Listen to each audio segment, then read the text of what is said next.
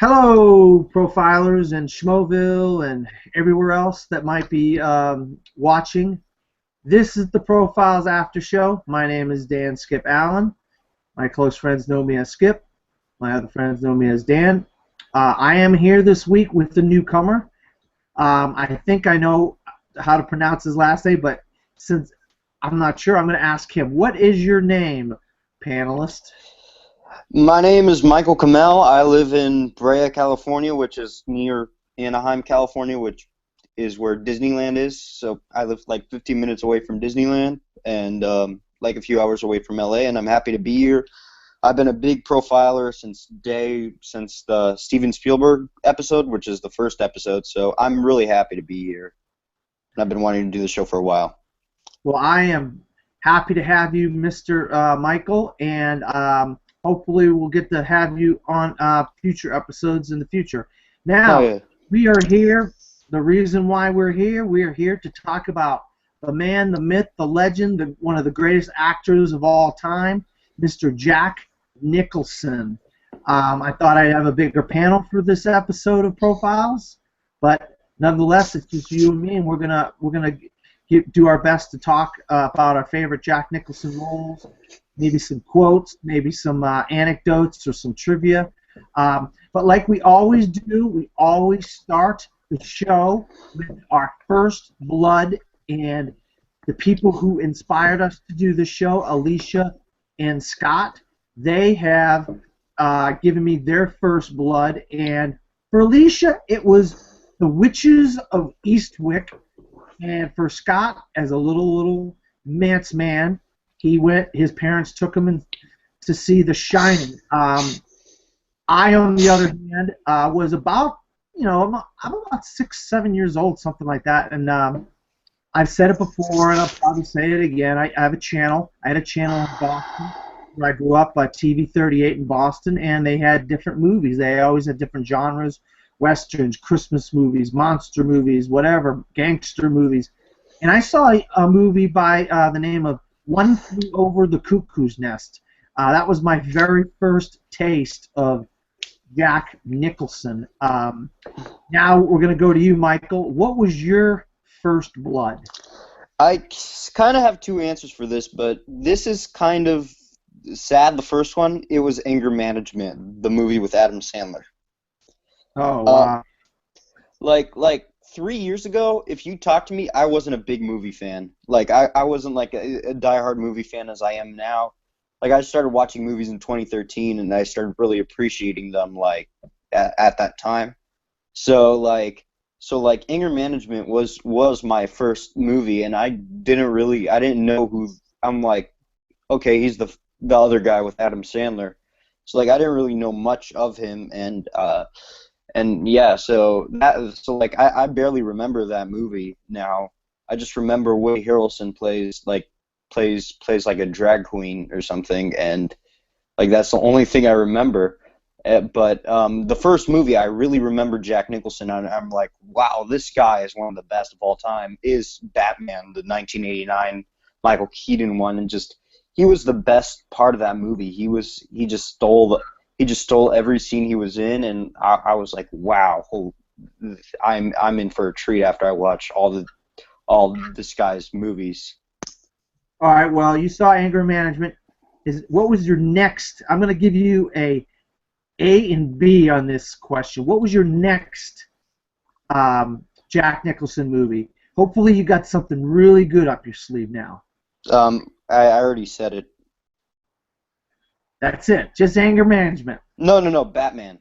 Oh, Batman. Oh, okay, Batman. My bad. I must have missed that part of it. I heard you talking about the Joker, but I guess I missed that part. Oh, Batman. Okay, now I'll give you a little bit of credit. All right, Batman. That's a movie. If you haven't seen the Jack Nicholson movie before, and you saw Jack Nicholson as the Joker, that is an absolute great movie to be your first experience for Jack Nicholson. All right, so now with our first blood out of the way, we're going to go to Alicia and Scott's Fast Five, number 5, and theirs is as good as it gets. Now, where on your Fast Five, Michael, if at all, does As Good as It Gets fall? I think it is number 5. Um, What experiences or what uh, love do you have of this movie that makes it number 5 in your Fast Five? I just love the movie. I just think it's a really just a fun, feel-good movie, and just all the characters have great chemistry with one another. Jack Nicholson's character is unlikable, but you just love watching him because I mean it's just Jack Nicholson playing this like uptight author, and I just love it. And I mean like he just has like a lot of great moments, and the dog and him like how he has the kind of relationship with Greg Kinnear's dog and starts to like him. I just really enjoy that, and I mean it also has a great supporting cast like Cuba Gooding Jr. and who else Greg Kinnear and Helen Hunt. I mean, the way Jack Nicholson and Helen Hunt bounce off each other was just really good, and I was like, wow. And I mean, like there is some, and then you like legitimately care about Jack Nicholson and Helen Hunt. You want both of them to kind of succeed with each other. Like you kind of care about Helen Hunt and her son, and like just there's just really good storylines between the two of them. Yeah, I absolutely agree with you. I have As Good as It Gets at number 5 on my Fast Five as well. I saw the movie when it came out in theaters, and wow, what an absolute fantastic movie this is. And I knew when it came out that you were going to see a lot of Oscar nominations, and I think everybody except for I'm not sure if Cuba Gooding Jr. got an Oscar nomination, but I remember Greg Kinnear, Jack Nicholson, Helen Hunt have all won Oscars, but Greg Kinnear got nominated, and like Scott Mann said on Program, I used to watch E! Entertainment Television, so I remember Greg Kinnear on there, and whoever thought a guy from E! Entertainment Television could come to movies and actually make an impact on movies. Oh yeah. But Jack Nicholson, I mean, it's such an understated role. It's not like his crazy, wild, out there roles. It's more of a romantic comedy, but you knew he could do romantic comedy because he did it back in terms of endearment in some of the movies in the 80s. He did romantic comedy. So you knew he had it in him. But it all goes to the script. A lot of times, a lot of these movies, when you win Oscars and you give great performances, it's the script. And he's worked with that director a bunch of times. Mike Nichols, I think, right? It was Mike Nichols. James L. Brooks. James Brooks. My bad. I got my directors mixed up there. James, he had worked with him 3 or 4 times prior to that, so those guys had good chemistry, and he knew what the director wanted, and so he was able to give it. And you know, Helen Hunt was a great TV star during the 90s. You know, she had that sitcom. She was on a sitcom, and she had broken away from TV and started doing movies, and of course she got into jumped right into the movies with As Good as It Gets in her role in that movie, and she won an Oscar. So, and Helen Hunt, I mean, since then she hasn't done a whole lot. I mean, she's done a few roles here and there, but I really do miss her. You know, she was in A and a couple of the other ones like. But yeah, Jack, one of his best roles, very understated role. But like you said, the cast was great on As Good as It Gets, and that's part of what makes a great movie and how good actors can go off of each other like that. All right, now what we're going to do is what's your right stuff, Michael? I'm going to give you Alicia and Scott's right stuff, and then you're going to give me your right stuff. Obviously, it's a no-brainer. I mean, anybody that does a Jack Nicholson right stuff, I'd be shocked if they didn't pick, you know, the scene from A Few Good Men. You Can't Handle the Truth. The courtroom scene in that movie with Tom Cruise and Jack Nicholson. I mean, I just absolutely love that quote. One of the greatest quotes. I use it in my everyday conversation and so forth. So, I mean, I think everybody uses that. And Scott, the diner scene in 5 Easy Pieces. I have to admit, I have not seen 5 Easy Pieces. Same here. They changed instead of the Fast Five, they changed the Fast Five to 5 Easy Pieces. So it's, but I still have not seen the movie Five Easy Pieces. So, what is your right stuff? What is your favorite Jack Nicholson scene? Before I start mine, actually, oh, sorry, I have a brain fart. I've never seen A Few Good Men. Wow. I need to. It's on my list. It's like it's right there, and it's like one of these classics I've never seen. Wow. Um, yeah. But my right stuff is from One Flew Over the Cuckoo's Nest. And it is the scene with and it is the football scene where we're not the World Series. I mean, sorry. The World Series scene where Jack Nicholson is like imitating the World Series, and everyone's coming like Danny DeVito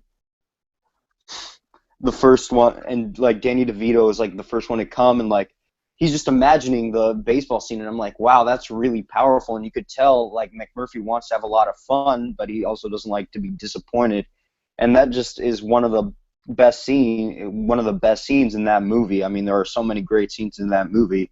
Like I was like debating between a lot of them, and I just decided to pick that one because that's the funniest and the most heartfelt as well, in my opinion. Going to the well with One Flew Over the Cuckoo's Nest. I don't blame you on that one. All right, let's go back. Oh, wait, I haven't said my right stuff yet. What am I Oh, talking yeah, sorry. I thought you about? were talking. No, it's I'm gonna go with a movie that I really like a lot, and Scott even brought it up on profiles. Terms of Endearment, where Shirley MacLaine and Jack Nicholson and oh God, I can't think of the lady's name. Oh God. Deborah Deborah Winger. Winger. Yeah, thank you for helping me out there. Deborah Winger were driving in the car on the beach, and Jack's hanging out the roof of the car like he's gonna fly, and he's kind of hanging off, and they're driving like I don't know how fast they're going. They got to be going like 100 miles an hour down that beach.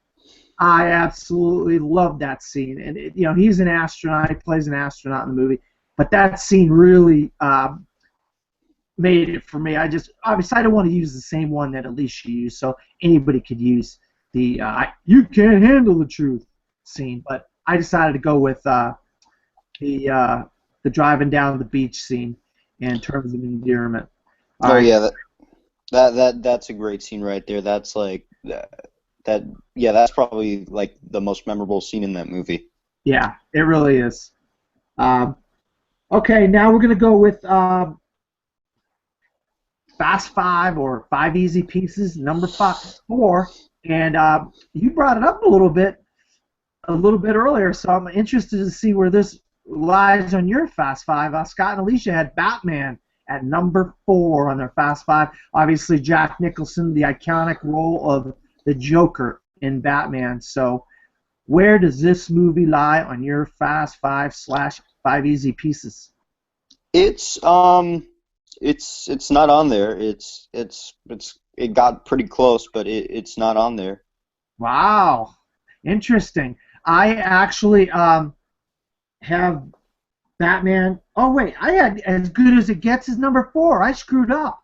I had As Good as It Gets at number 4. I have Batman at number 5. So you just flip flop mine and Alicia and Scott's. When I was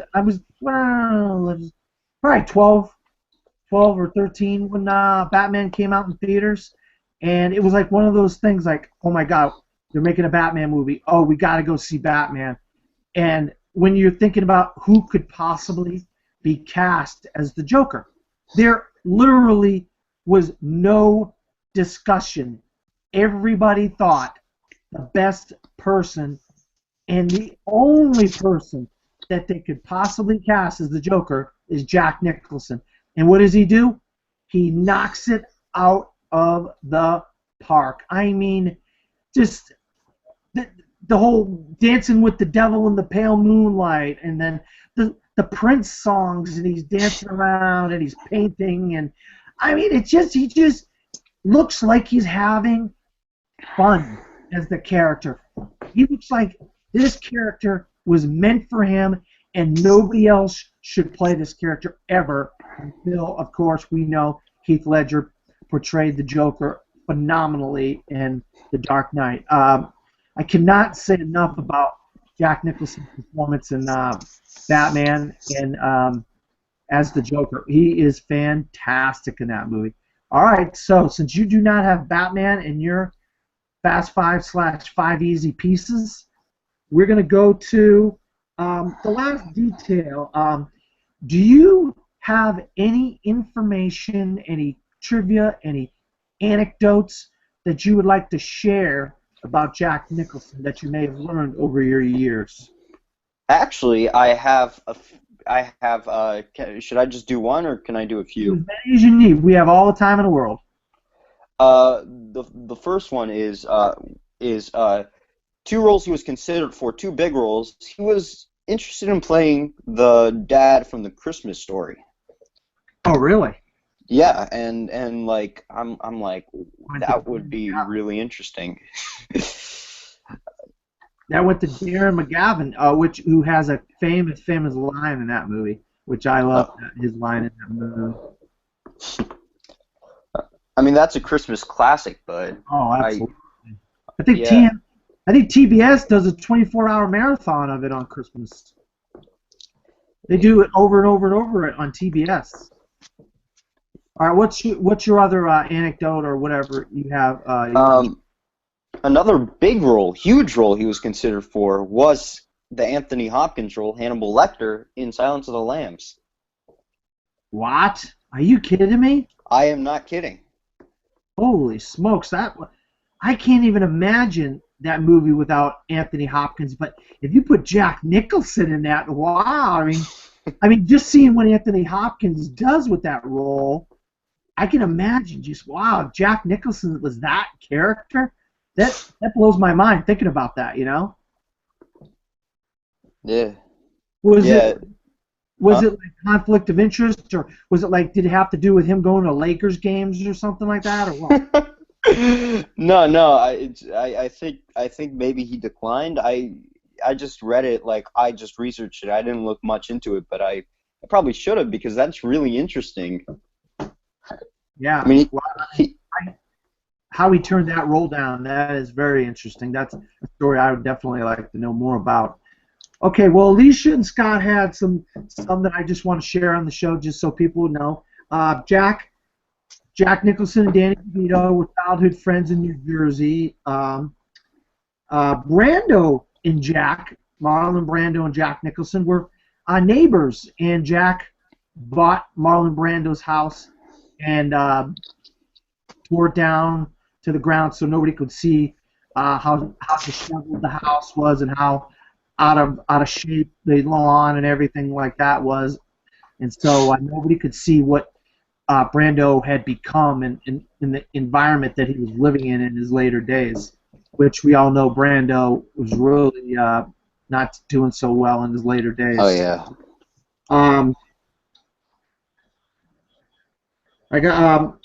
Jack started out with one of the great B movie directors of all time, Roger Corman, and he got his start working with Roger Corman. And I've seen The Raven, and I've seen Black Cat, because I was a fan of a lot of B-movie horror when I was a kid, when I was a teenager and a kid. So I saw all these movies. I remember these little cameos by Jack, and it's like, wow, this is so weird seeing Jack in some of these. I could have easily have used any of those B-movie horror movies as my first blood, but I didn't consider those to be my first blood. You know, when you see Jack in a cameo in Black Cat or The Raven, or those are Vincent Price movies. You know, the classic Vincent Price movies that Jack had cameo roles in. And of course, he won 3 Oscars. I believe he won his 3 Oscars for As Good as It Gets, One Flew Over the Cuckoo's Nest, and God, Terms of Endearment. Those are the 3 that he won, and he was nominated for 12 Oscars. Unbelievable that Jack has not won more Oscars than just 3. But the Academy Awards real stingy. Look, Meryl Streep's been nominated 19 times and only won 3. Then again, Daniel Day-Lewis has been nominated 5 and won 3. Who knows what goes through the Oscar voters' minds? All right, so now we're going to go back to our Fast 5, and I definitely know I'm not going to get this one mixed up with my 4 and 5. So Alicia and Scott had Chinatown, the classic from Roman Polanski at number 3. Where does Chinatown fall in your Fast 5, Michael? Chinatown would be number 2. Number 2, huh? Yeah. I think it is like the first time I saw it, I'm like, I love like crime detective like stories, and I'm like Seven, huh? Film noir. Yeah, yeah, and I like even if it's like, yeah, I like film noir, like neo noir, stuff like that.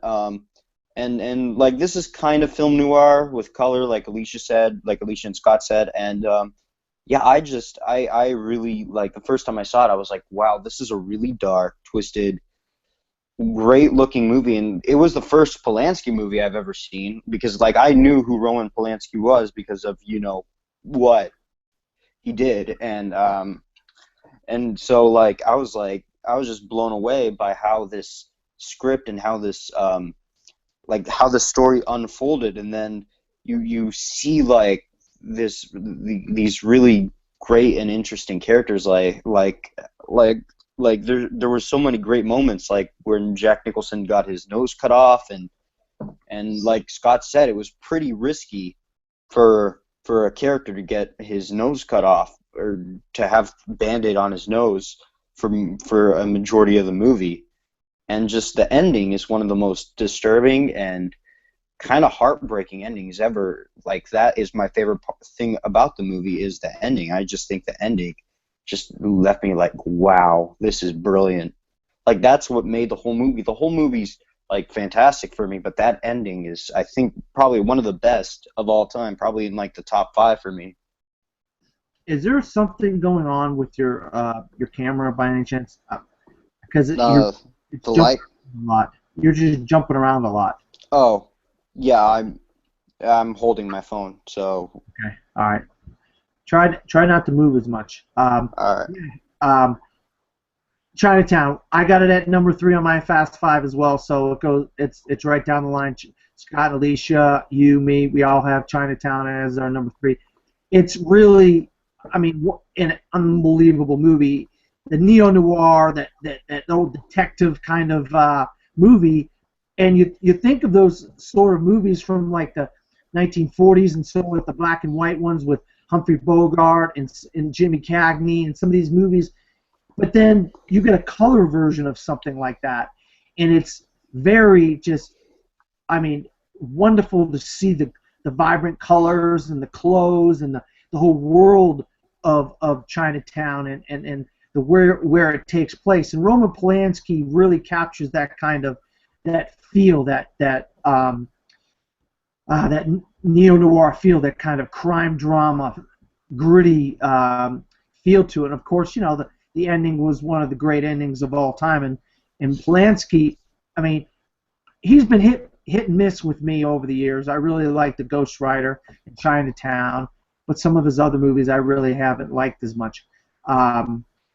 But Jack, once again, gives a great performance, and then he does a sequel, The Two Jakes, later on, and The Two Jakes, of course, didn't live up to Chinatown.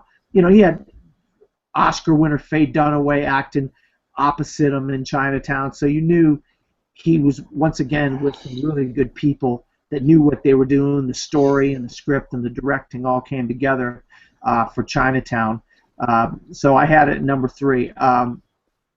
All right, now, Michael, at honorable mentions now, anything that you have on your Fast 5 that Alicia and Scott did not have on their Fast 5, now's the time for you to bring up your honorable mentions. There wasn't much, but there was some honorable mentions for me. One that like just missed it by a long shot for making the Fast 5 I'll get to that one, but the one that made on there that wasn't on Alicia's is The Departed.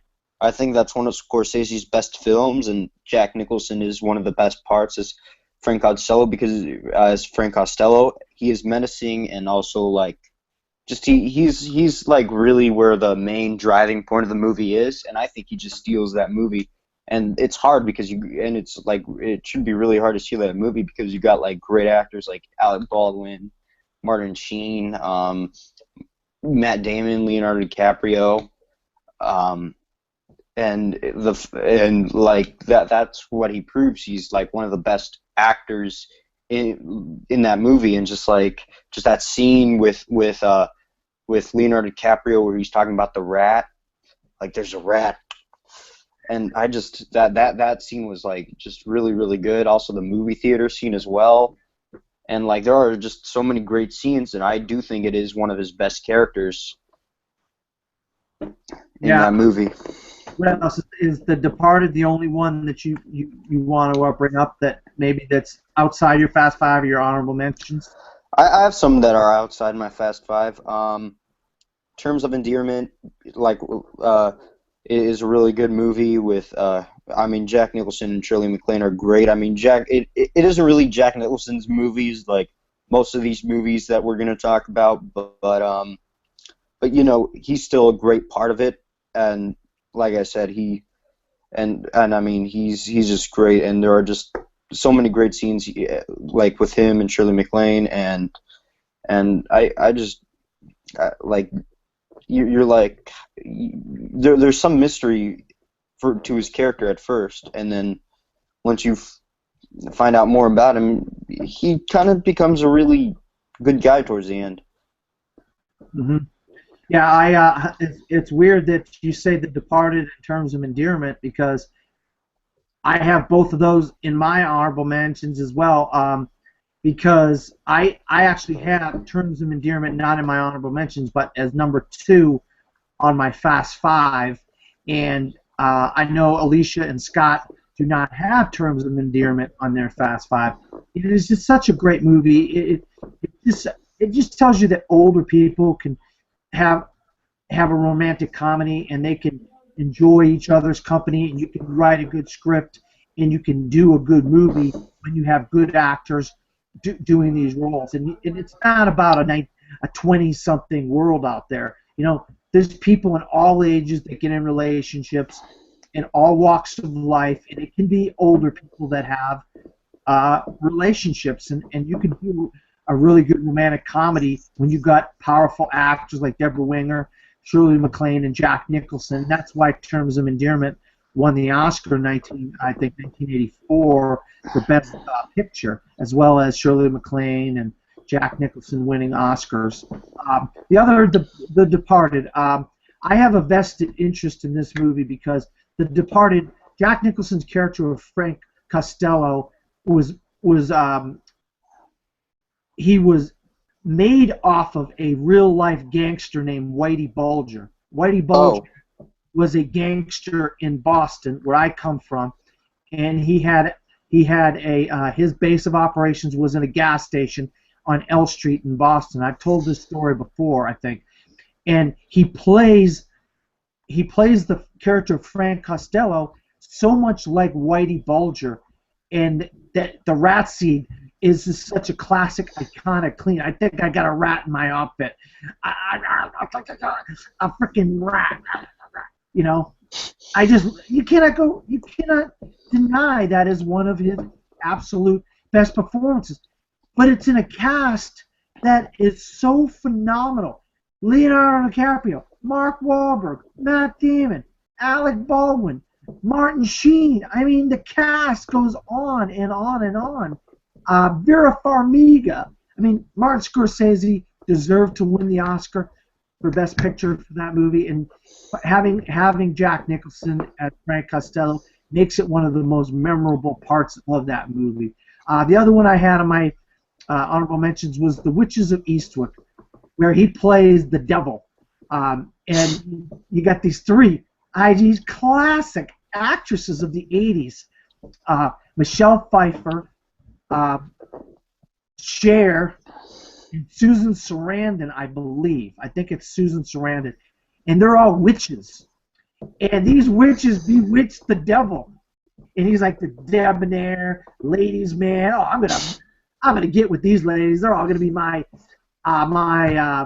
women, and I'm gonna have sex with all of them, and I'm gonna have fun. And all, except they start putting curses on them and doing all this kind of crap. We don't know right off the bat what's going on here, but Jack basically plays the devil or a demon or whatever, and he moves into this town with these women, and he gets more than he bargains for with these women. What a great! I mean, he is fantastic in The Witches of Eastwick. If you haven't seen that, Michael, I highly recommend you see that. But it just go ahead. It just seems really. It just sounds like fun the way you mentioned it. I'm like Jack Nicholson as the devil. I'm in. Yeah, he is. You know, you think he's the bad guy in the whole movie, and he's gonna do whatever he wants. And these women, they get hit their way with him, and that's what's so funny. And you got three of the classic actresses of the '80s. You know, of course, Cher was one of the best musicians of all time. All right, now we're gonna go to Alicia and Scott's Fast Five #2, and I don't even have to look at my notes, even though I am right now. I don't know why I'm even looking at my notes, but they had The Shining at #2.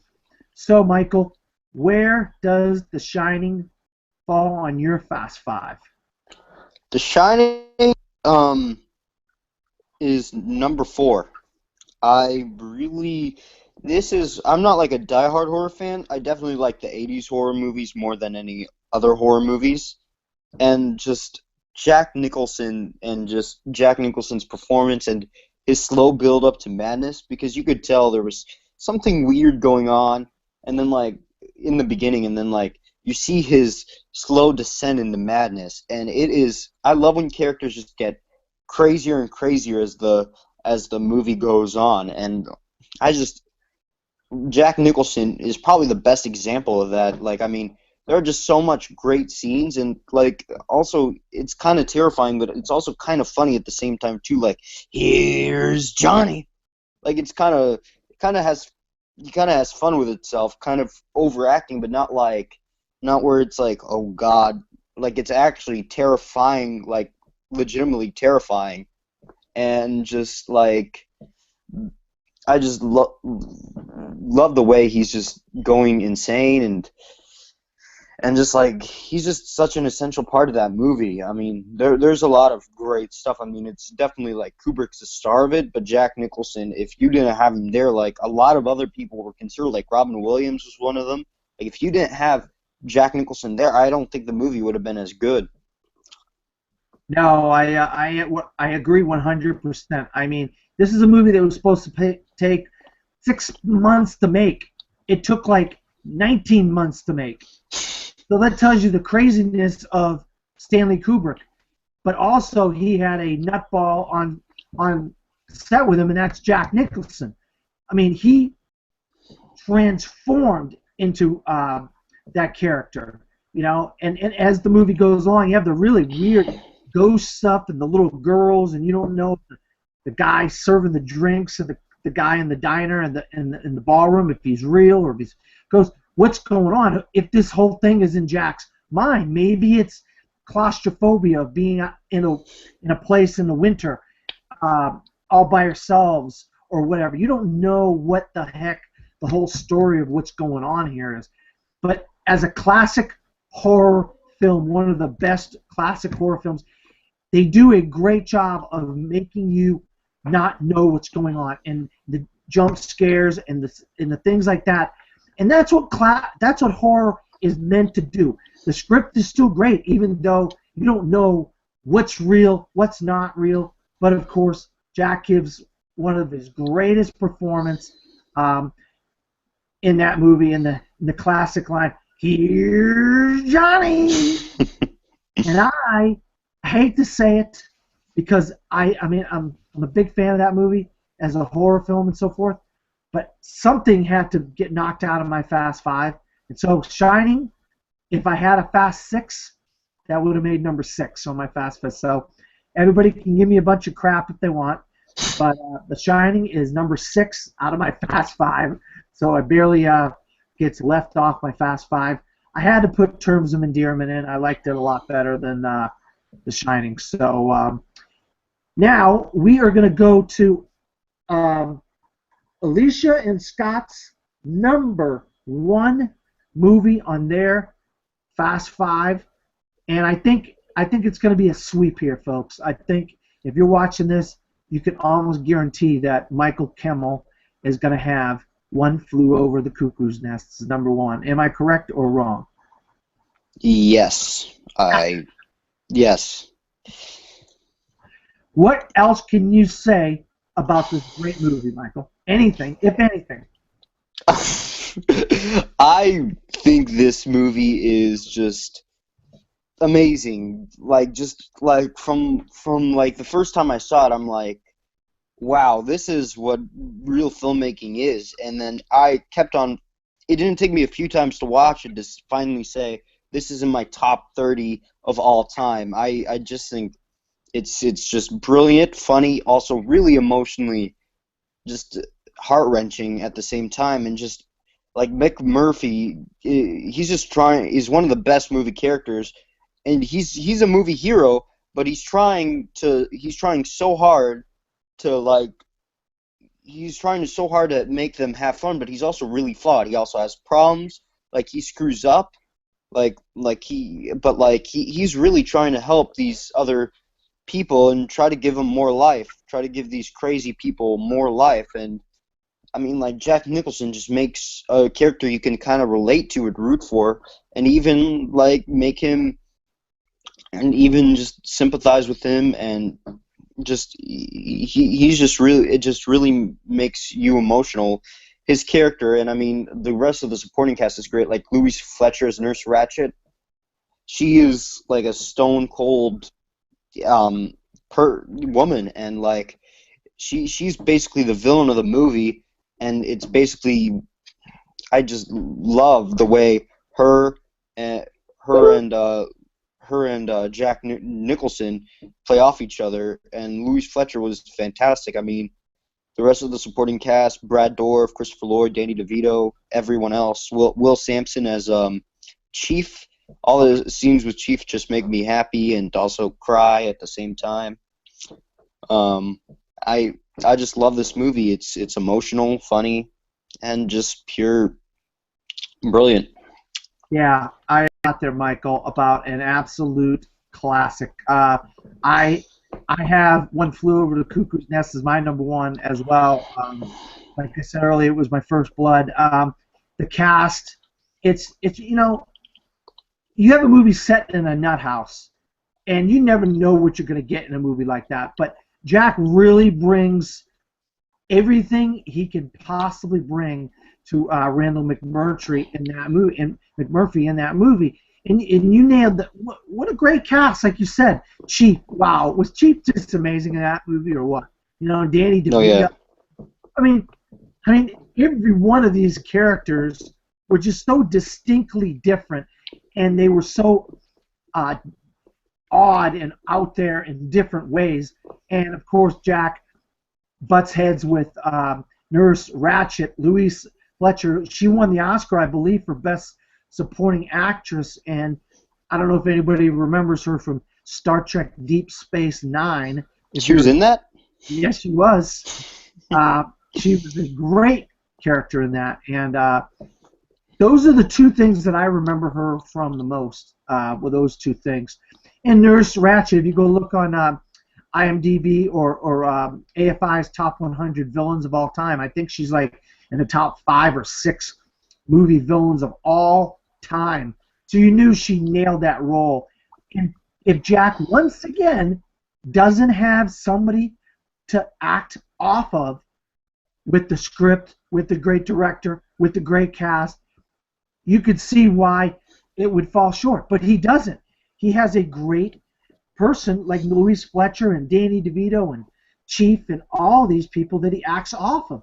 And that makes him give a better performance. It makes him go crazy and act all weird and do crazy stuff. Because obviously we know he's not crazy. he doesn't deserve to be in this crazy nut house, but he's in there, and he has to try to make the best of a bad situation, and he does. He befriends a lot of those guys in there, and it makes for a great movie. I did not read the book. I know some people Me read neither. it in high school or whatever. It was not what do you call it? Reading. It wasn't. What's the word I'm trying to use? You have to read certain books in high school. Well, it wasn't recommended, or my English teachers didn't make me read that. That wasn't one of the books they made me read. So I did not read One Flew Over the Cuckoo's Nest. But like I said, it's one of my favorite movies of Jackson's. Really one of the greatest movies of all. I mean, you really think about it. One Flew Over the Cuckoo's Nest and a couple other of Jack's performances in other movies may make the 100 greatest movies of all time list. And I think One Flew Over the Cuckoo's Nest is definitely on the top 50 greatest movies of all time. Where's your thoughts on that, Michael? Where would you think that movie would lie if you were to make a top 100 movies of all time? Or honestly, like top 30, top 25. It's really high up there. Yeah. Yeah, I just love that movie. Yeah, I'm right there with you. That's why I'm right. When I saw Alicia and Scott's Fast Five, I said, "Oh, this is a no-brainer." I mean, we're definitely going to have agree on this one. And when you started talking about it, I kind of figured you were going to do it as well. All right, folks. Well, I am happy to have Michael Kimmel on this episode of the Profiles After Show, and we will be doing this show in 2 weeks. I think it's going to be around about the 18th. It's going to be on a Monday. A Monday from now, 2 Mondays from now, and we're going to be doing a Profiles After Show. Hopefully, we get some more people to do the show with us, Michael, and you're welcome back as well on Russell Crowe. Yes. We're going to be talking about the man from down under, Mr. Gladiator himself, Russell Crowe, in 2 weeks. So for everybody that watches this show, thanks for watching. Please share it with your friends if you like movies and you want to share this show, and maybe we'll get some more diverse people to come on to the show. Anybody's welcome to come on the Profile After Show. We are inspired by Scott and Alicia's podcast of the same name, Profiles, and without whom we would not be able to do this show. So I want to thank Michael. Michael, where can you be found? I could be found on Twitter at Kamel _Michael, and I have a YouTube channel, Michael Kamel, Kamel, and also add me on Facebook. And yeah, I'm glad to be here. Thank you, Dan, for having me, and I'd love to be on here again. All right. You can find me, as always, under my name, Dan Skip Allen, on Facebook, Twitter, Instagram, and Pinterest. I also do another show during the week with my co-host, Vinny LaSpada, called The Best Damn Movie Show. Please, everybody, go like that and watch our shows. We do some nice promos before our videos. We review a lot of shows. I got 3 screenings next week, so hopefully everybody watches The Best Damn Movie Show, and obviously you can find me right here with the Profiles After Show as often as we can do it. So everybody, good night.